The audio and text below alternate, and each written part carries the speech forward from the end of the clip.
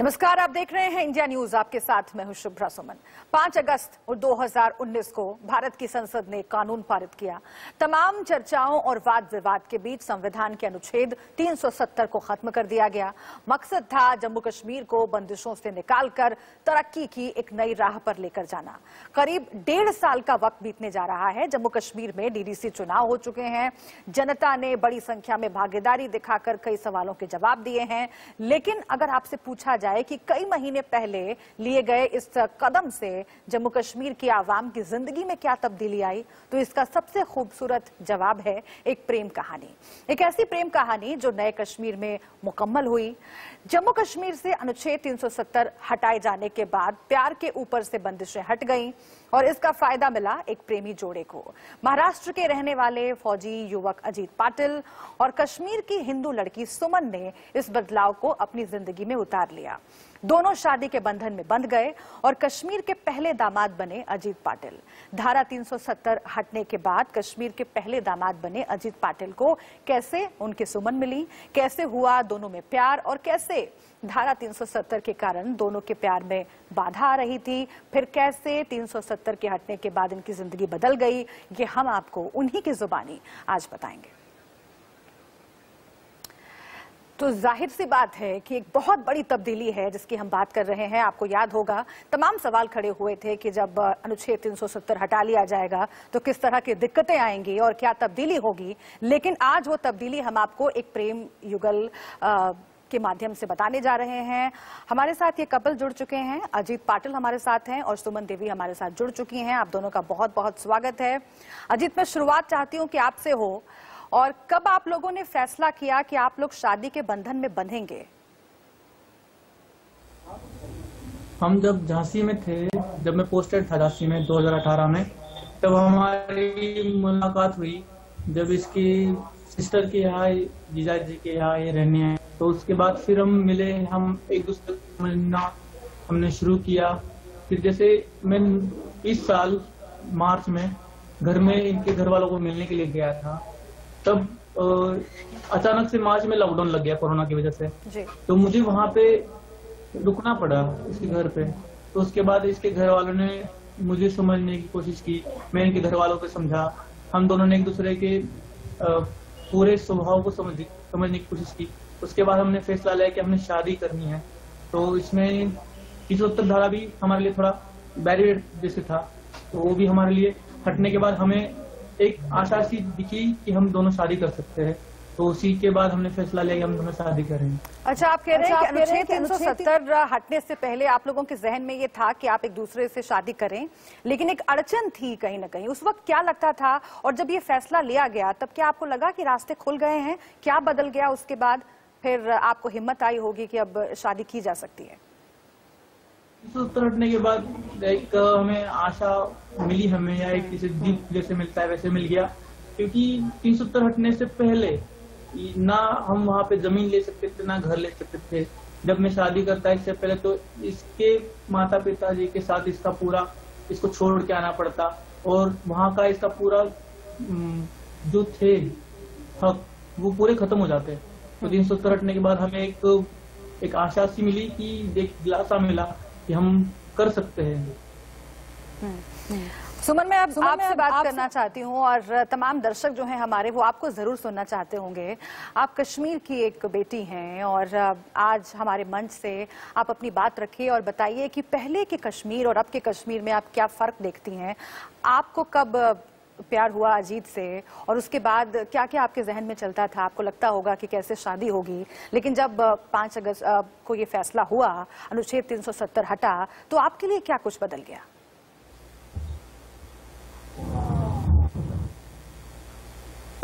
कैसे हम पहली बार झांसी में मिले थे, हम वहाँ पे ही प्यार हो गया। उसके बाद शादी की बात की घर वालों से, और मेरे मम्मी पापा मान गए शादी के लिए, तो हमने शादी कर दी। अब हम भी खुश हैं, यहाँ पे भी बहुत अच्छा माहौल है और इधर कोई फर्क नहीं है। जैसा वहाँ था यहाँ थोड़ा सा चेंज है, माहौल थोड़ा सा चेंज है, मगर अच्छा लगता है। पहले किस तरह की बंदिशें देखी हैं आपने सुमन, क्योंकि आप शुरुआत से वहां पर रहीं और बहुत ही खुशनसीब होते हैं वो लोग घाटी में, कश्मीर में, जिन्हें रहने का मौका मिले बचपन से, लेकिन जो बंदिशें हैं वो भी आपने महसूस की होंगी। आपके पहले भी कई लड़कियां चाहती होंगी कि वो अपने प्रेम को मुकम्मल रूप दें, लेकिन नहीं हो पाता होगा ऐसा। कैसी बंदिशें आपने देखी और ये फैसला जो हुआ अनुच्छेद 370 हटाने का, ये आपके लिए क्या है, कश्मीर के लिए क्या है?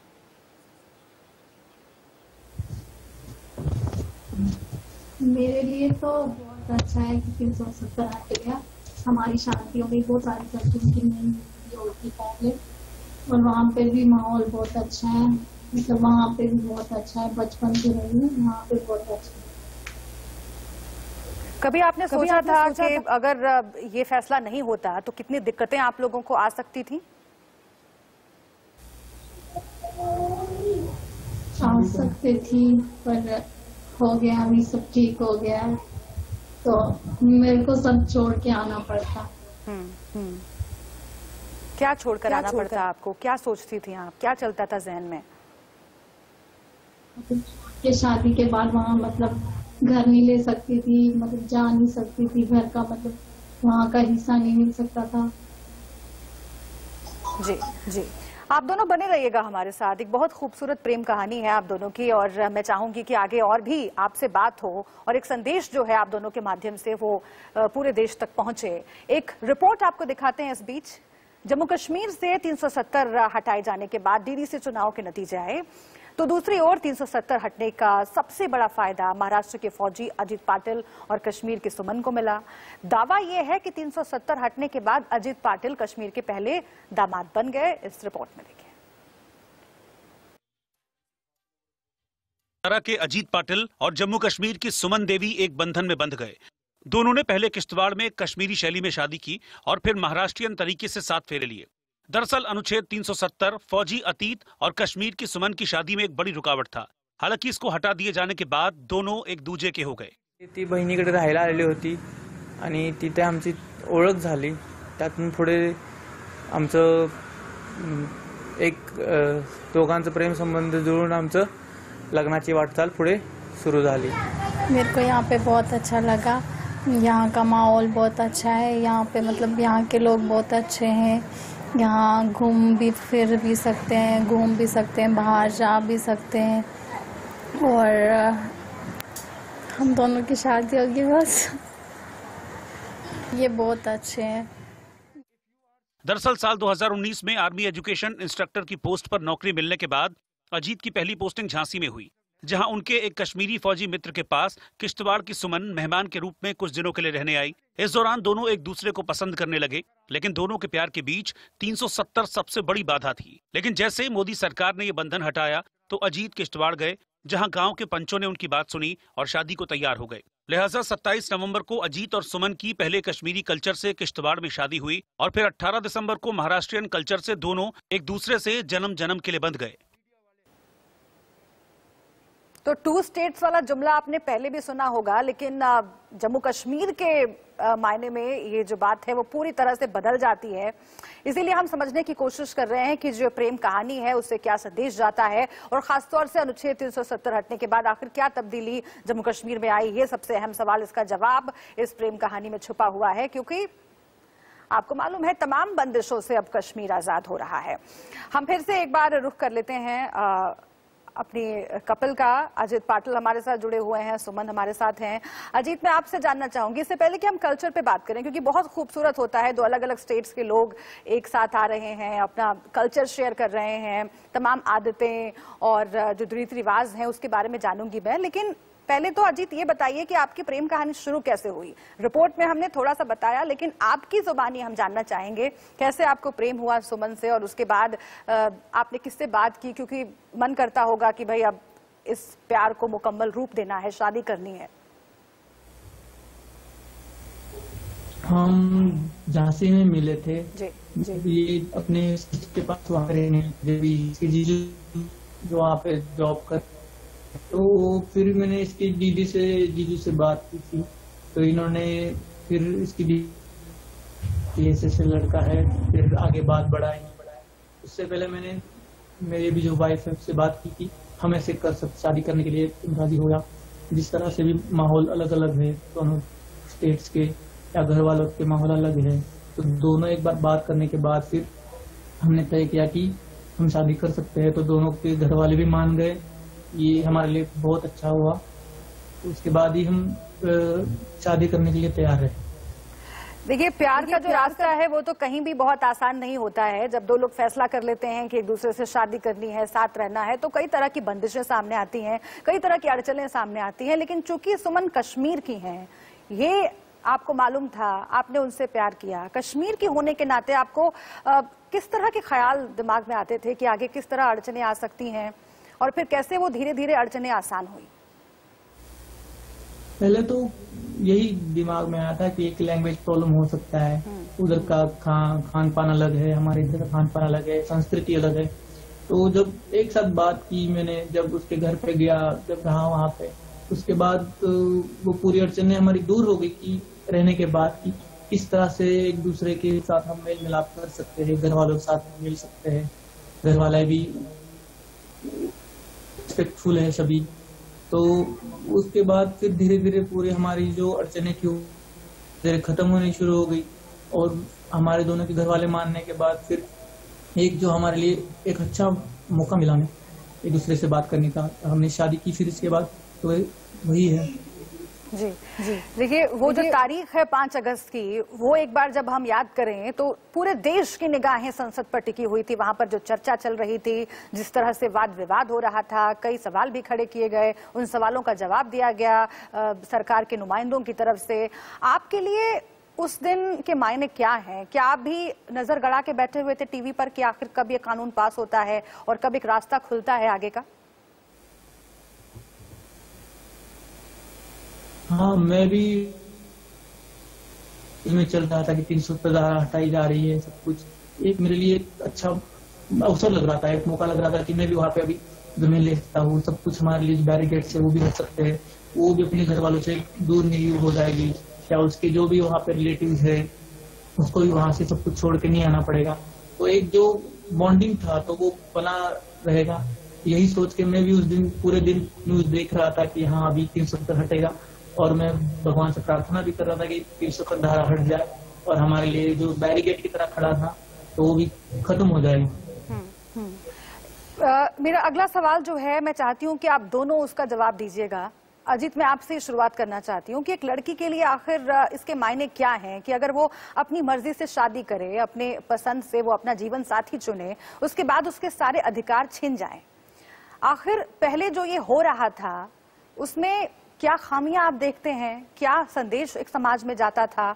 और अब जब रास्ते खुल गए हैं, अब जब लड़की अगर शादी करती है कश्मीर से बाहर तो उसके अधिकार जस के तस बरकरार रहते हैं, ये कितनी बड़ी तब्दीली आप मानते हैं अजीत? ये बहुत बड़ी तब्दीली है भी जो सरकार ने की है। 370 धारा हटा के एक सेना के यहाँ से भी या अदर स्टेट्स के जो भी जवान है या और जो लड़कियां है वो भी शादी करके जा सकती है, या वहाँ की जो कश्मीर की लड़कियां है वो भी देश की किसी शादी करने के लिए अभी तैयार होंगी, क्योंकि एक ये बैरिकेड जो था वो खत्म हो गया, जिससे वो अपने माँ बाप से दूर नहीं रहेगी, या उनके जो वहाँ पे जो हक या उनको जो मिल रहे थे अधिकार वो भी खत्म नहीं होंगे।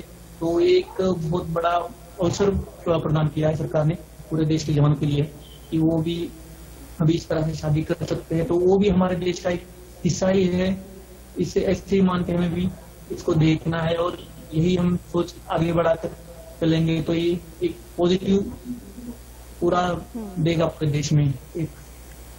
आप इसे एक सकारात्मक कदम के तौर पर देखते हैं जिससे बहुत तब्दीलियां आएंगी, विकास के रास्ते पर कश्मीर बढ़ेगा, ऐसा दावा सरकार कर रही है। लेकिन ये जो प्रेम कहानी है वो अपने आप में दर्शाती है इस बात को कि कैसे तब्दीली धीरे धीरे करके कश्मीर में आ रही है और रास्ते खुल रहे हैं वहां के लोगों के लिए पूरे देश भर में उसे देखने, समझने, जुड़ने के।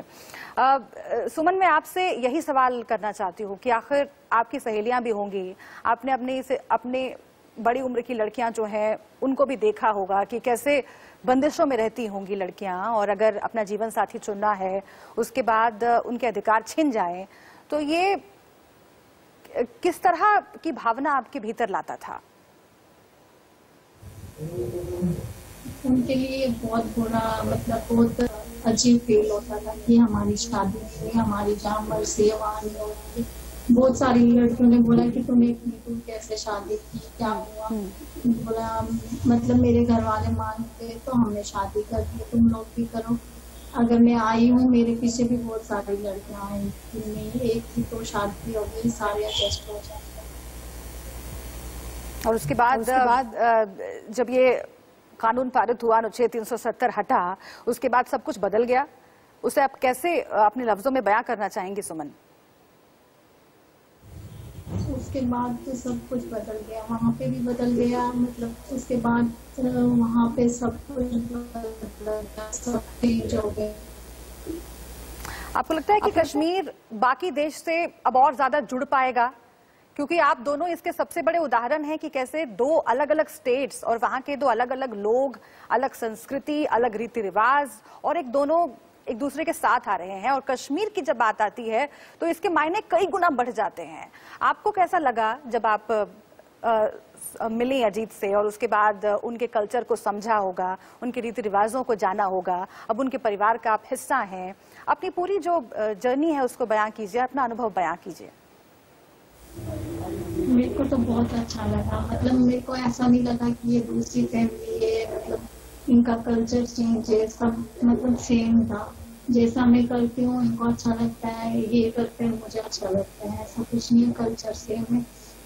तो थोड़ा बोलने में थोड़ा चेंजिंग आती है, वो समझ लेती हूँ मैं बीच बीच में। तो आपको लगता है कि और जुड़ाव बढ़ना चाहिए कश्मीर का बाकी देश से?